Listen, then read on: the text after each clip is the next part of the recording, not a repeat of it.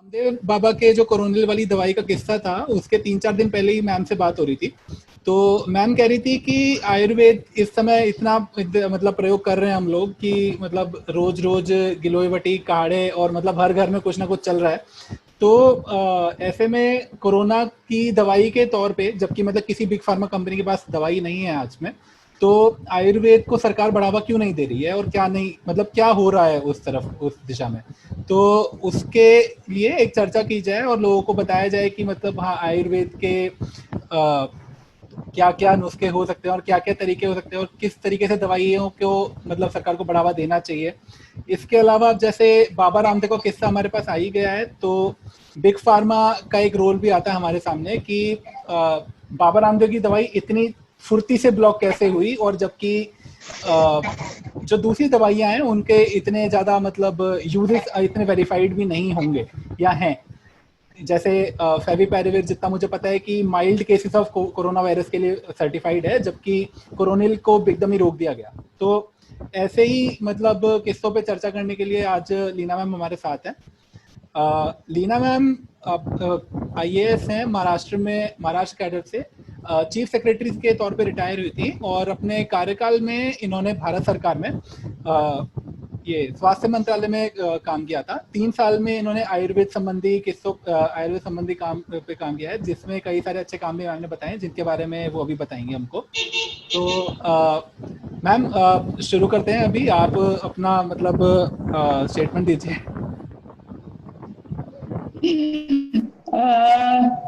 मतलब मैं थोड़ा सा अपने बचपन के अनुभव में आयुर्वेद के शेयर करना चाहूंगी सबके साथ।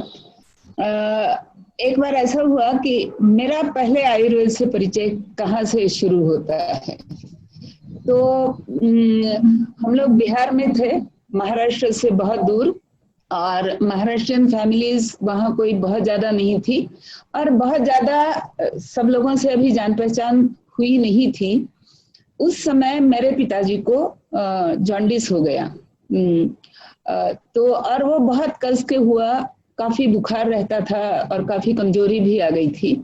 और उन दिनों भी और आज के दिन भी जॉन्डिस के लिए एलोपैथी में कोई दवाई नहीं होती है। तो हमें किसी ने बताया कि यहाँ डॉक्टर इंद्रदेव सहाय जी हैं, जो वैद्य हैं, बहुत अच्छे आयुर्वेद के ज्ञाता हैं, उनके पास आप जाइए। तो पिताजी उनके पास गए और फिर उन्होंने जो भी दवाइयाँ दी, उन्होंने जो भी पथ्य बताया, उसके हिसाब से मेरे पिताजी की जॉन्डिस की बीमारी जो है वो 3 दिन में कंट्रोल में हो गई और अगले 6-7 दिन में वो पूरी तरह से स्वस्थ हो गए। तो इसके कारण मेरा ये कह सकते हैं कि मेरी रुचि बढ़ी कि ये क्या चीज है। और इंद्रदेव बाबू जो थे वे होम्योपैथी भी बहुत अच्छी जानते थे और उसका भी इलाज करते थे। तो उनके यहाँ से हम लोग किताब मांग मांग करके ले आते थे पढ़ने के लिए। तो इस तरह से थोड़ी सी होम्योपैथी की भी जानकारी बढ़ी। और एक मुझे याद आता है कि तब हम लोग चंदा मामा पढ़ा करते थे, बच्चों के लिए जो मासिक पत्रिका आती है।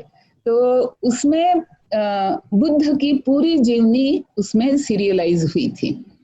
उसमें एक कथा आती है जीवक नाम के वैद्य की। तो उसने मुझे बहुत प्रभावित किया था। जीवक की कथा में ये लिखा गया है कि जब जीवक अपने गुरु के पास पढ़ने के लिए गया और जब उसे लगा कि मेरी पढ़ाई पूरी हो चुकी है, तो उसने गुरु से पूछा कि क्या मेरी पढ़ाई पूरी हो गई।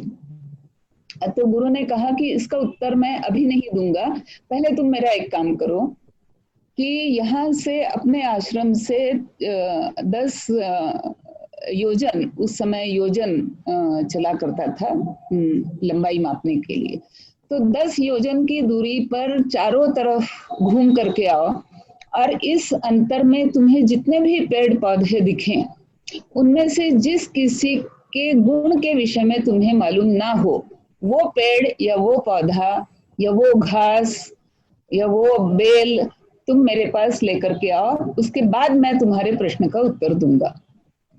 तो कहते हैं कि जीवक पूरा घूमा और काफी 2-3 महीने उसे लग गए पूरा भ्रमण करने में, और फिर वो खाली हाथ गुरु के पास लौटा और उसने कहा कि इस पूरे परिसर में ऐसी कोई भी वनस्पति मुझे नहीं मिली जिसके गुण के विषय में और जिसके उपयोग के विषय में मैं ना जानता हूँ।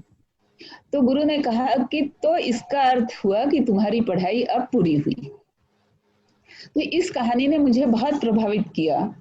और एक उन दिनों मेरा एक सपना हुआ करता था कि मुझे भी वनस्पति शास्त्र का इतना ज्ञान होना चाहिए कि मेरे आसपास जो भी पेड़ पौधे, लता, बेल, है ना, घास फूस हो, मुझे सबके बारे में, उनके गुणों के बारे में ना सही, लेकिन कम से कम मुझे उनके नाम तो परिचित होने चाहिए।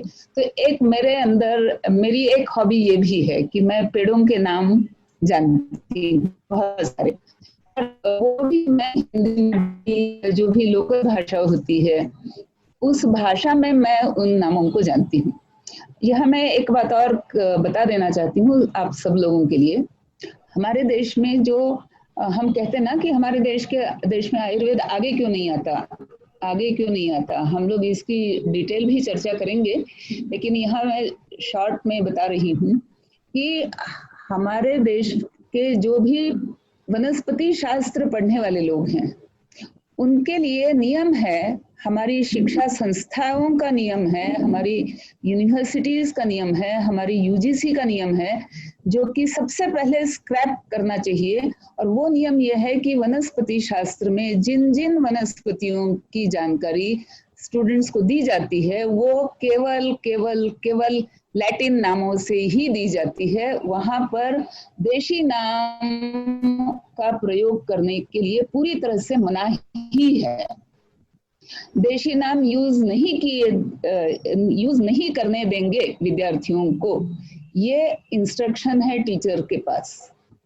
तो ऐसे में जब मैं अपने सामने देखूंगी आम का पेड़, मुझे उसका लैटिन नाम मालूम है लेकिन मुझे ये पता नहीं कि इसको आम कहा जाता है या आम्र कहा जाता है संस्कृत में, और मैं ग्रंथ पढ़ रही हूँ कि कोई आयुर्वेद का जिसमें आम्र फल का, आम्र के पत्तों का, आम्र के फूलों के गुणों का वर्णन है, मुझे कभी कनेक्ट ही नहीं हो पाएगा कि मैं मेरे सामने जो पेड़ मैं दिन रात देखती हूँ उसी के बारे में बात करूँ।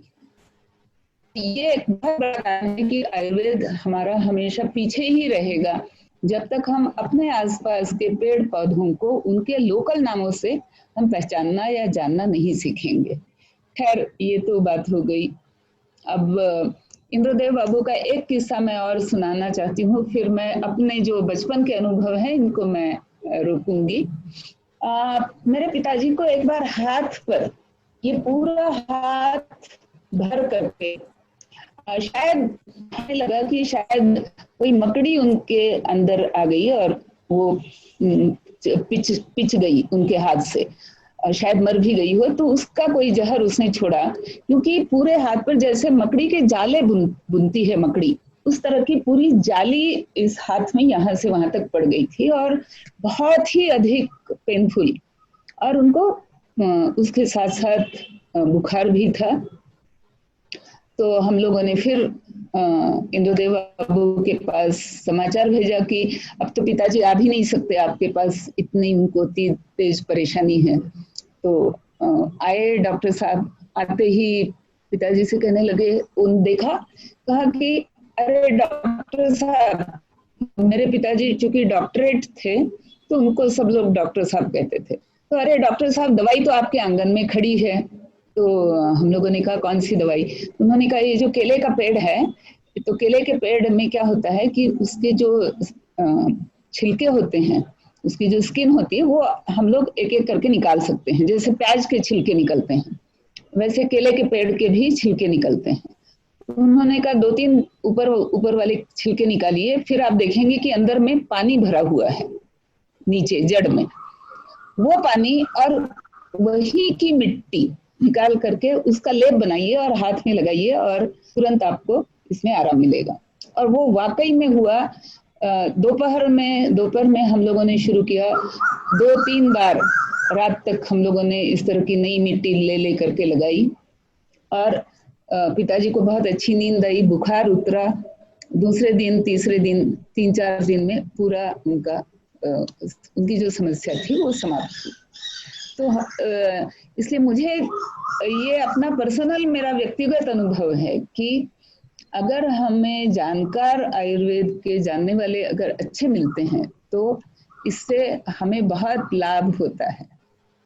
लेकिन अच्छे जानकार हमें क्यों नहीं मिल रहे हैं या वो कहाँ पे छिपे हैं, ये चर्चा हम लोग आगे कर सकते हैं।